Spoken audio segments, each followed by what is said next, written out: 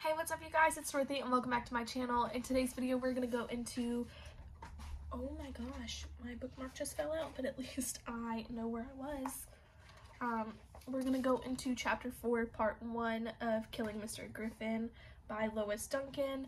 I say part 1 because it looks like we're going to do multiple parts to each chapter just based off of how long these chapters are. But let's get right into this video. This video may contain sensitive topics and foul language. If you do not wish to continue, please click off of the video now. You have been warned. Chapter 4. It was the sound of the telephone ringing in the upstairs hallway that woke Susan at 9:30 on Saturday morning. She was always aware of the telephone. It was situated directly outside her bedroom door. Who can be calling so early? She thought irritably, squirming over onto her stomach and burrowing her face into her pillow. To escape the sunlight that was streaming between the half-drawn curtains and flooding the room with unwelcome brilliance. Saturdays were special for Susan. They meant that she did not have to get up in time to sit through the ordeal of a family breakfast with all the squabbling and spilling and teasing that went with it. She did not have to go to school and smile her way through a morning filled with semi-strangers. She did not have to worry about which cafeteria table to sit at during lunch and whether to track herself onto the edge of a group that was already eating or sit alone and wait to see if someone sat down beside her. On Saturdays, she could sleep late and get up at last to a house with the people already out of it. She could make herself a peanut butter toast and read at the table, and after that she could shut herself back in her bedroom and write. She could spend her whole day there if she wanted to, unless, of course, her mother dragged her out to do some household chore. The telephone had no right to ring on Saturday mornings. People should tiptoe softly about not disturbing each other. The boys should tell their friends that if they wanted to see them, they could stand in the yard and toss pebbles at their windows, not bring the house down with the shrillness of a telephone blast. Why doesn't someone answer it? Susan thought as the phone continued to ring.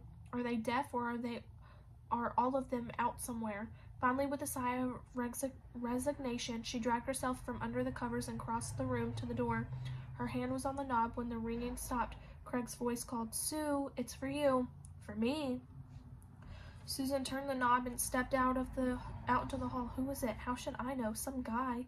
Craig's voice was on like the edge of changing. Sometimes it came on high and shrill like a little boy's, and the other times it started deep and ended in a creak. Now it was suddenly very low and almost booming. Don't tell me the single person's got herself a boyfriend. Oh, hush. She snatched the receiver from his hand. Hello? Hello, Sue, a masculine voice said. This is David Ruggles. It's a joke, Susan thought. It's something Craig and the twins have set up for me. David who? She asked, trying to keep her voice steady. It's David Ruggles from school, from your lit class, the one whose papers you were chasing yesterday, remember? Oh, yes. Yes, of course, I know who you are.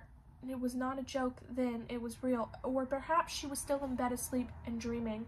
It's such a great day out, the voice on the telephone was saying, with the wind down and everything. A bunch of us thought we'd take a picnic up into the mountains. I was wondering if you might like to go. You mean today? Are you busy? No, Susan said. I'm not busy at all. I'd like to go. You would? Cool. We'll be by for you around 11 then, okay? Okay, Susan said, and then as a frantic afterthought, do you know where I live? The address in the school directory is right, isn't it? Yes, it's right. Okay then, I'll see you in a little while.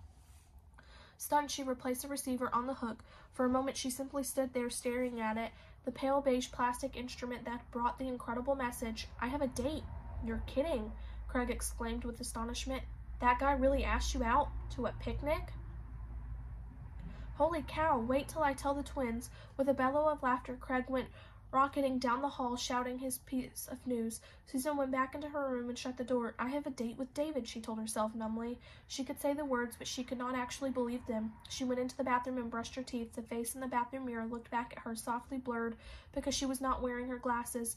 It was rather narrow face with a high forehead, and it was framed with fine mouse-colored hair. It was not the face of the girl David Ruggles would ask for a date. Yet it had happened. It had happened. She rinsed out the toothbrush and hung it on the rack and went back into her room and got dressed, jeans and sandals and a pale blue shirt with some embroidery on the sleeves. She combed her hair and put on her glasses, and the room came into focus. I have a date with David.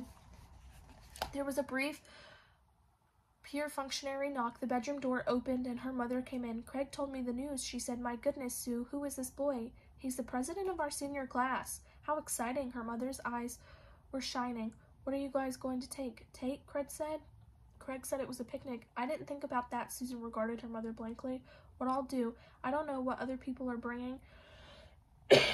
He didn't say anything about the food. I'll make you some sandwiches. Mrs. McConnell said, we have chicken left over from last night's dinner and there's some chocolate cake. At least I think there is, if the boys haven't eaten it. Does that sound all right? I guess so, Susan said. The numbness was beginning to wear off now, and she felt the sharp edge of panic rising within her. Oh, Mom, what if it's awful? I mean, what if I can't think of anything to talk about with him? Just talk about the same thing you always talk about at school. We don't talk in school. He doesn't sit near me in any classes. I talked to him yesterday just for a minute about the lit assignment, but that's not the kind of thing you say twice. I mean, we talked about that, and now it's done. You can't keep discussing an assignment. You'll think of something. That's the sort of thing that takes care of itself. He'll probably have things he wants to talk about. He must like you, honey, or he wouldn't have called. I have a date with David. At 11:10, the doorbell rang, and he was there, handsome and smiling, yet unself-consciously shaking hands with her parents, reaching out to take the handle of the picnic basket. Don't worry, Mrs. McConnell, she'll be safe. Jeff Garrett's driving, and he's really careful. Even Craig's curious inspection and the snaggle-toothed leers of the twins didn't appear to faze him.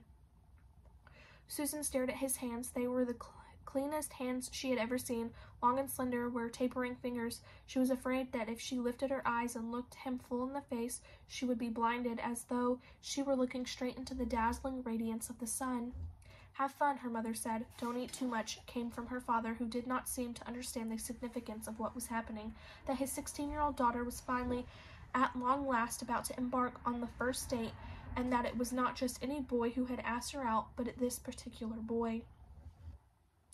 They crossed the lawn to the car, and David opened the door for her and lifted in the basket. You know everybody, don't you? Jeff, Mark, Betsy. Hello, Sue. What a cute shirt. Betsy climbed through her a warm, bright, welcoming smile. I'm going to leave it off right there, and I will see you guys in the next video for Chapter 4, Part 2. Bye.